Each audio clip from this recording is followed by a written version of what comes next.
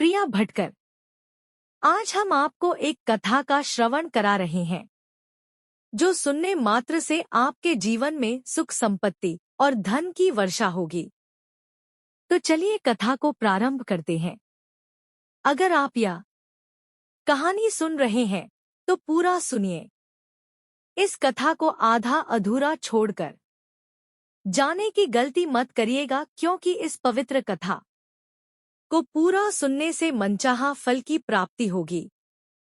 इसलिए इस कथा को पूरा सुने। आप शिव भक्त हैं तो भोलेनाथ का अनादर ना करें। करवा चौथ का व्रत आने वाला था। कैलाश पर्वत पर मां पार्वती अपने हाथों में मेहंदी रचा रही थी।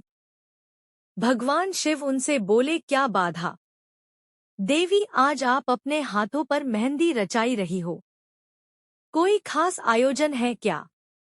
कल करवा चौथ का त्योहार है। स्वामी आपको तो गया था। इस व्रत से मेरा कितना लगाव है। मैं भी प्रतिवर्ष इस व्रत के आने की आस लगाती हूँ, ताकि मैं आपकी रक्षा की कामना हेतु और अपने प्रेम को डोट और भी अट बनाने के लिए यह व्रत कर सकूं। महाशक्ति आप ही हैं। आपके और मेरे प्रेम का तो जन्मों जन्मों तक संबंध है। आपकी पूजा मेरे हृदय को स्पर्श करती है। देवी, आपकी भक्ति सदा याद कराने वाली है, जो पृथ्वी पर प्रत्येक सुहागिन उसके अपने पति के प्रति प्रेम और समर्पण का प्रतीक है। मैं इस बार इस व्रत को पृथ्वी लोक पर करने की इच्छा रखती हूँ। मेरी अत्यंत आकांक्षा है कि मैं मनुष्य रूप में सभी स्त्रियों के साथ इस व्रत की पूजा करूं, जिससे आपकी इच्छा देवी पार्वती। यदि आपको पृथ्वी लोक व्रत मनाने की इच्छा है तो आपको पृथ्वी लोक पर अवश्य जाना चाहिए। ठीक है स्वामी, तो फिर मैं तैयार हो जाती हूँ। कल प्रातः ही मैं धरती लोक पर करवा चौथ का व्रत मनाने के लिए चली जाऊंगी। अगले दिन सुबह ही मां पार्वती एक बहुत सुंदर स्त्री का रूप धारण कर लेती है और धरती लोक पर एक गांव में पहुंचती है। वहां पर करवा चौथ की बहुत चहल पहल थी। हर स्त्री ने 16 श्रृंगार किए हुए थे। सुंदर सारी, हाथों में कांच की चूड़ियां, गले में मंगलसूत्र, पैरों में बिछुए, पायल और तरह तरह के श्रृंगार। सभी औरतें आपस में बातें कर रही थी। आरी बहन, चलो सब लोग मिलकर वहां घेरा बना लेते हैं। पूजा के समय से हो रही है। हाँ बहन, तू भी आने वाली है। मैं अपनी बहू के साथ आ रही हैं। तभी एक औरत का ध्यान मां पार्वती पर जाता है। अरे वाह, आना तुम भी हमारे साथ, करवा चौथ की कथा सुना। पूजा जल्द ही प्रारंभ होने वाली है। हाँ हाँ, मैं तुम्हारे साथ जा रही हूँ। तुम तो बहुत ही सुंदर लग रही हो। पहली बार इस गांव में किसी की बहू हो क्या? मां पार्वती अभी कुछ कहने से पहले एक औरत ने आवाज दी, अरे बहन जल्दी आओ, पूजा का समय निकल रहा है। हम सब बैठ गए हैं। चलो चलो, बाद में बात करते हैं। अभी सब पूजा के लिए बुलाए जा रहे हैं। कितना आनंद आ रहा है। इन सब के साथ करवा चौथ का व्रत बनाने में अद्भुत सब कितने अच्छे स्वभाव की है। इन सब के बीच में भी पूजा के लिए बैठ जाती हूँ। मां पार्वती सबके साथ पूजा के लिए बैठ जाती है। सब मिलकर करवा चौथ के व्रत कथा और पूजन आरती करते हैं। सचमुच मां पार्वती के आशीर्वाद से व्रत और पूजन बहुत अच्छे से होगा। हे गौरी माता, हम सबके सुहाग की रक्षा करना। जय करवा माता की जय। गौरी मैया की। सब औरतें पूजा आरती करके घर जाने लगी। माता पार्वती जैसे कैलाश के लिए लौटने लगी। अचानक कुछ महिलाओं ने उन्हें बुलाया, खैर सुनो बहन, तुम्हारा जल का बर्तन यहीं रह गया है। मैंने भूल गई हूँ, मैं अब उठा लेती हूँ। हमारी बात अधूरी रह गई है। तुम्हें गांव में पहली बार देख रहे हैं। तुम्हारा घर कहाँ? मैं इस गांव में नहीं आई। कुछ दिनों पहले ही यहाँ आई हूँ। मेरे पति शहर में हैं। कुछ दिनों में वापस आएंगे। मैं उनके लिए यह व्रत कर रही हूँ। अच्छा, तुम नहीं हो। इसका एक काम करो, हमारे घर चलो, कुछ तैयार है। तुम्हारे घर कब आएंगे? घर को तुम्हारा तो चावल कुछ है। उस महिला के इतने उत्कृष्ट आचरण को देखकर माँ पार्वती से रुका नहीं। वह उसके साथ उसके घर चली, पर माँ पार्वती कोडोट तो भगवान शिव की पूजा करने उनसे आशीर्वाद लेना था। सभी चंद्रमा का प्रतीक्षा कर रहे थे। अचानक बहुत तेज आंधी तूफान आने लगा। आकाश में काले बादल छा गए और सुशीला बहन, अब चंद्रमा कैसे पूजे? आकाश में तो कुछ भी नजर ही नहीं आ रहा। अंधेरे और तूफान से चंद्रमा बादलों में छुप गया है। बिना चंद्रमा के दर्शन के हम व्रत कैसे खोलेंगे? केवल एक उपाय है कि मां पार्वती से प्रार्थना करें कि वे हमें चंद्रमा के दर्शन करवा दें। चलो हम सब मिलकर मां पार्वती से प्रार्थना करते हैं। सभी स्त्रियां मां पार्वती से प्रार्थना करती हैं कि आसमान साफ हो जाए और उन्हें चंद्रमा के दर्शन हो जाएं। सुहागिन स्त्रियों की प्रार्थना मां पार्वती स्वीकार कर लेती है। उस महिला को साधारण स्त्री के रूप में मां पार्वती साक्षात दिखाई दे रही थी। अचानक ही विशाल परिवर्तन से मां पार्वती अंतर्ध्यान हो जाती है। आंधी तूफान रुक जाता है। जैसे ही कुछ असामान्य होता है, आसमान स्वच्छ हो जाता है और सभी स्त्रियों कोडोट चंद्रमा के दर्शन होते हैं। तभी उस औरत ने कहा, मां पार्वती, ये सब आपका अद्वितीय चमत्कार।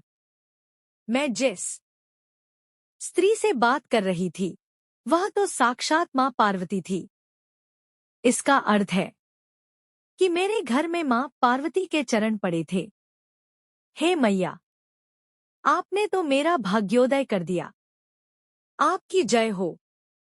आप हमारे साथ करवा चौथ मनाने के लिए धरती पर आई हैं। जी हाँ बहन। वह जो बहन 16 अलंकरण किए हुए थे, वह वास्तव में मां पार्वती थी। आज उनके अद्भुत कार्य से यह आंधी तूफान रुक गया और हमें चंद्रमा के दर्शन हुए। चलो हम सभी मिलकर मां पार्वती को आभारी हैं। यह हम सबका भाग्य है कि मां पार्वती ने हम सभी के साथ मिलकर करवा चौथ का व्रत और पूजन किया। उधर मां पार्वती भी कैलाश पर्वत पर भगवान शिव की पूजा करती है और उनके हाथों से जल और भोजन ग्रहण करके अपने करवा चौथ के व्रत को पूरा करती है। इंसान को जीवन में अक्सर अपनी गलतियों और बीते हुए कार्यों का पछतावा होता है। इंसान खुद को सोचता है कि क्या होता अगर हमने वह कार्य नहीं किया होता या उस गलती को सुधार दिया होता। लेकिन क्या आपने कभी यह सोचा है कि बीता हुआ कल वापस लौट कर नहीं आता है? यहाँ हमें छोटी लेकिन गहराई से सोचने वाली महात्मा बुद्ध की इस कहानी के माध्यम से देखेंगे कि इंसान अपनी भूलों को भूलकर आगे बढ़ना चाहिए। महात्मा बुद्ध एक गांव में प्रवचन सुना रहे थे। उन्होंने पास हुए लोगों के समीप अपनी मधुर वाणी से सभी को संबोधित करते हुए बताया कि हर किसी मनुष्य को धरती माँ की तरह सहनशील तथा क्षमाशील होना चाहिए। क्रोध मानव का ऐसा शत्रु है जो दूसरों को डोट तो हानि पहुंचाए, साथ में खुद भी उसे नहीं बचा पाएगा।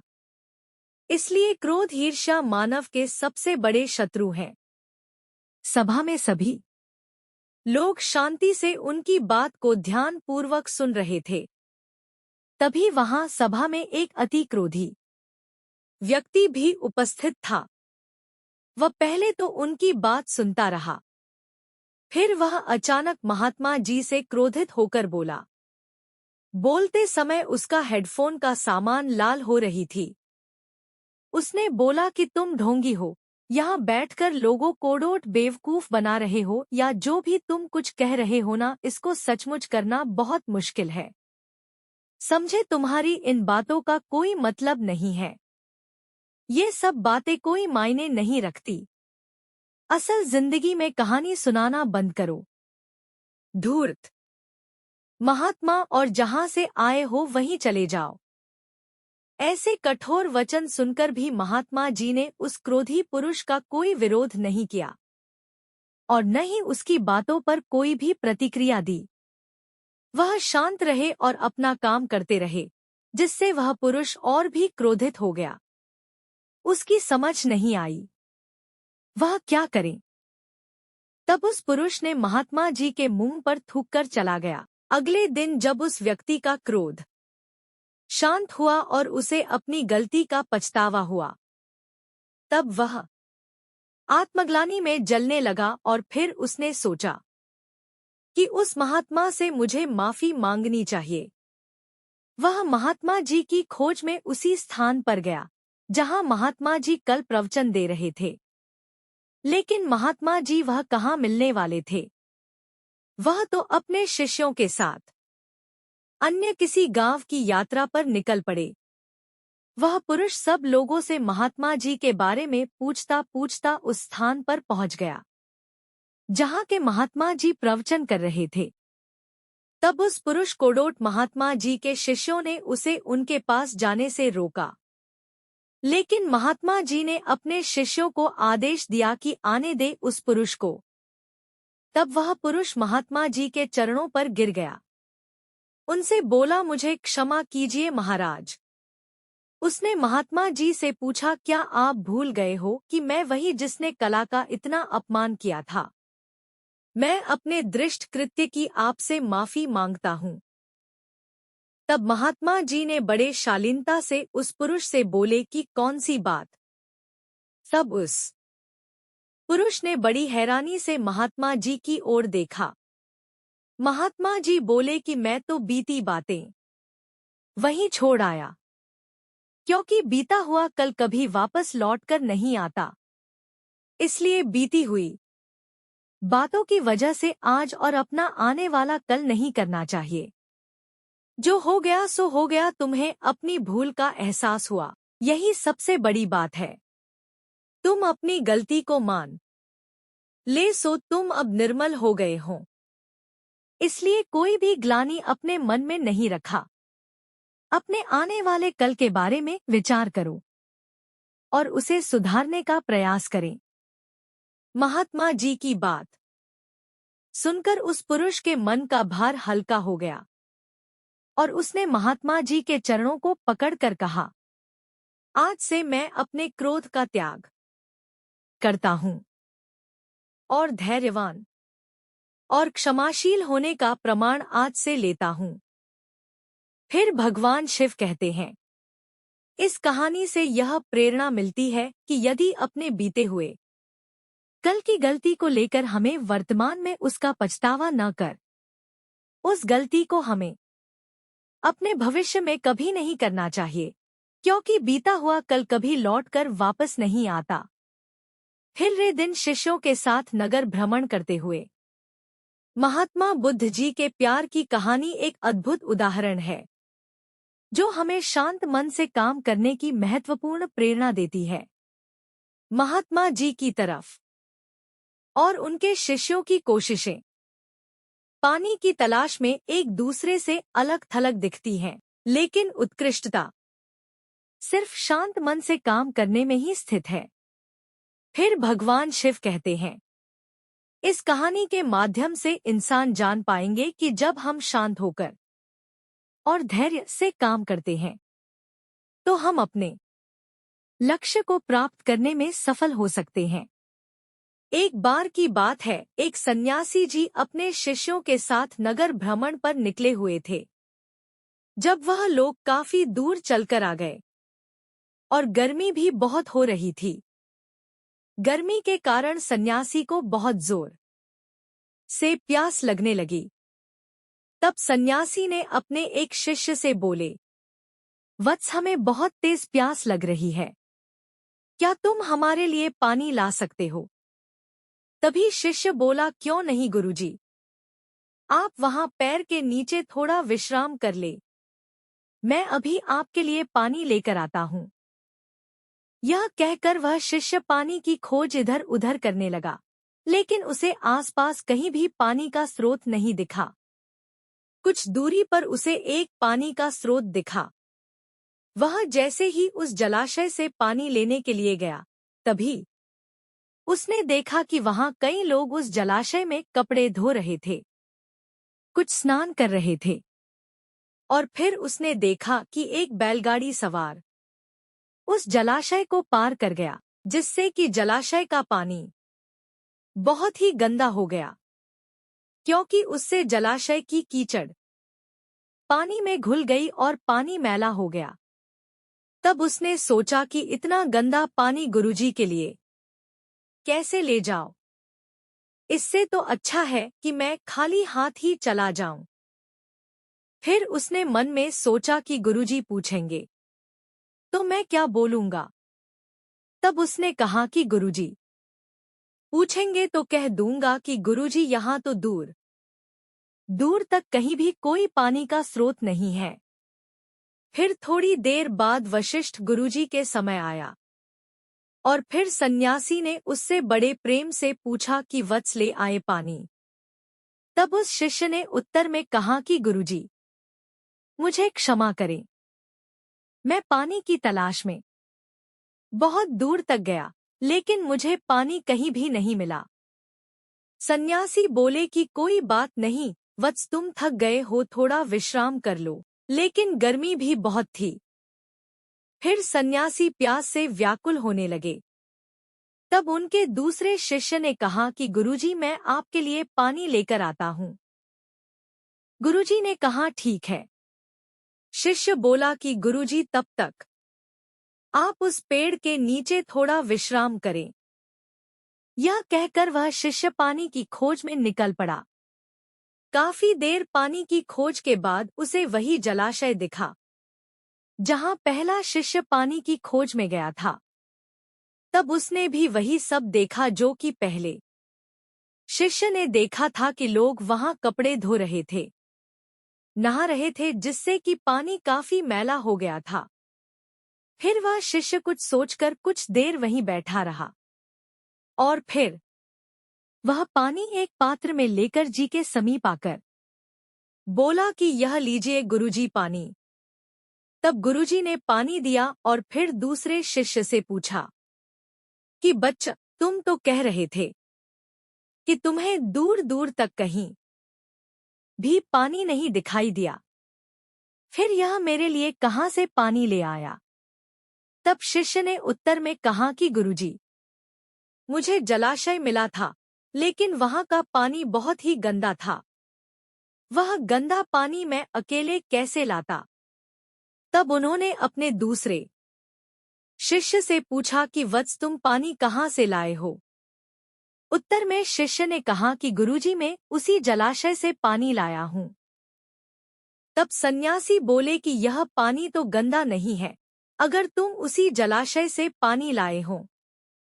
तब उत्तर में उस शिष्य ने कहा कि हाँ गुरुजी, क्योंकि जब सब वहां से कपड़े धोकर और स्नान करके चले गए, तब मैंने पानी की गंदगी नीचे बैठ जाने का इंतजार किया, और जब पानी साफ हो गया तब मैं पानी लेकर आ गया। तब सन्यासी बोले कि शाबाश वत्स, अगर कोई भी काम शांत होकर किया जाता है तो वह काम जरूर ही सफल होता है। फिर भगवान शिव कहते हैं, इस कहानी से यह प्रेरणा मिलती है कि कोई भी काम शांत मन से किया जाए तो उस कार्य में जरूर सफलता मिलती है। इस कहानी से हमें यह सीख मिलती है कि कोई भी काम शांत मन से किया जाए तो सफलता अवश्य मिलती है। सन्यासी के शिष्यों ने अपने धैर्य और संयम से गंदे पानी को साफ करके गुरुजी को प्यास बुझाने का काम किया। यह कहानी यह बताती है कि सफलता पाने के लिए हमें संयम, धैर्य और सहनशीलता की आवश्यकता होती है। हमारे कर्मों को शांत मन से और पूरी संवेदनशीलता के साथ करने से हम सफलता की ऊंचाई प्राप्त कर सकते हैं। इतना कहकर भगवान शिव इस कहानी को समाप्त करते हैं। इस वीडियो को बोलते समय कोई त्रुटि हो तो मैं क्षमा चाहता हूँ। उम्मीद है आप सभी को यह वीडियो अच्छी लगी होगी। अगर आप शिव के सच्चे भक्त हैं तो चैनल को सब्सक्राइब और वीडियो को लाइक करके कमेंट में हर हर महादेव लिख दीजिए।